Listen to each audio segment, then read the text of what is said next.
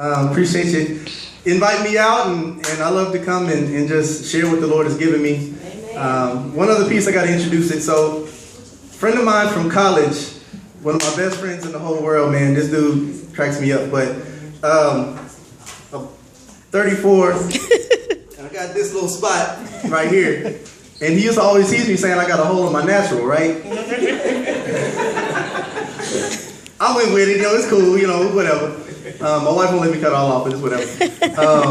But, creatively, man, God actually gave me like a message even in that term alone. So I can't remember how this one developed, but God gave me a whole piece basically on that. So I want to share that with you, and then I'll be out the way because I can't wait to see what's next up as well. But this one's called I Got a Hole in My Natural.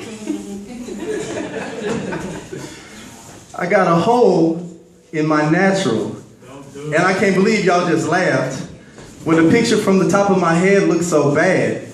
Where you see scalp, where their hair I once had, it just shows I got a hole in my natural. See, they took my dignity and left like a bunch of little prodigals, those diabolical little follicles. They ended my dream of being a hair shampoo model.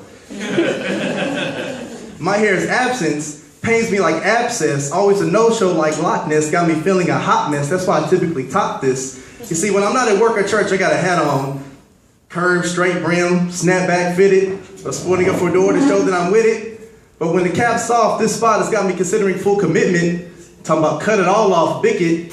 I mean, everybody from Wesley Snipes to Boris Kojo did it, but my wife wasn't with it. So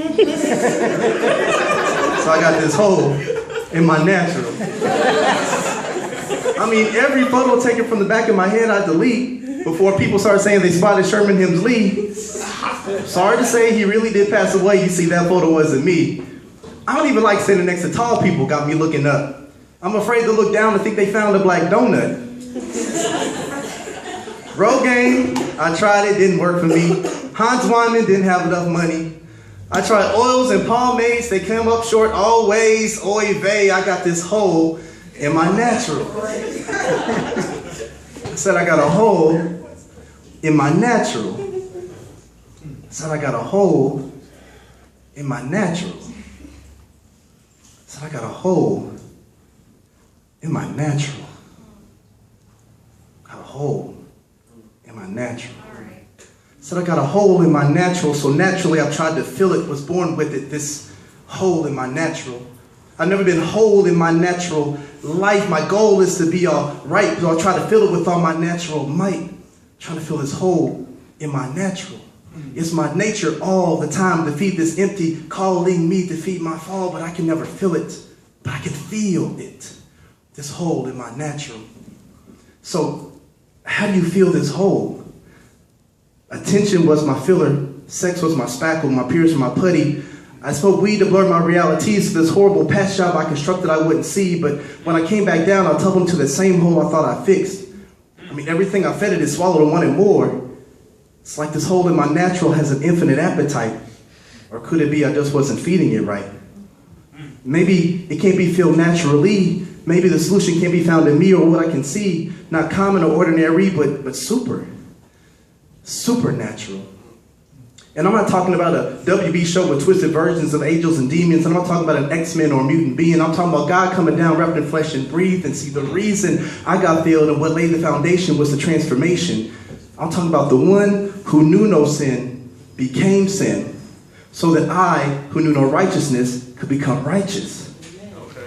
I don't know if you heard me. I said the one that never even knew what it felt like to sin was transformed into sin, so that I, who can never even fathom true righteousness, was transformed into righteousness by him.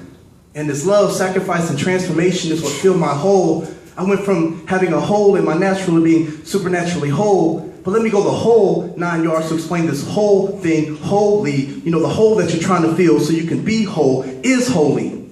That's why you can't fill it naturally. You can't purchase wholeness.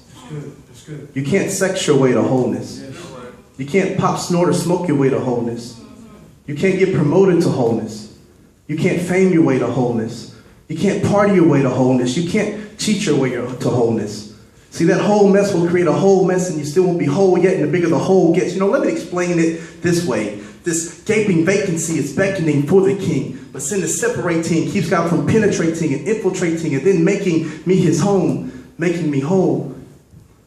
See, Jesus came to become sin, and then he pinned our penance as they pinned him to the cross so he could begin to pay the cost and send the blood he lost to fill our empty spots.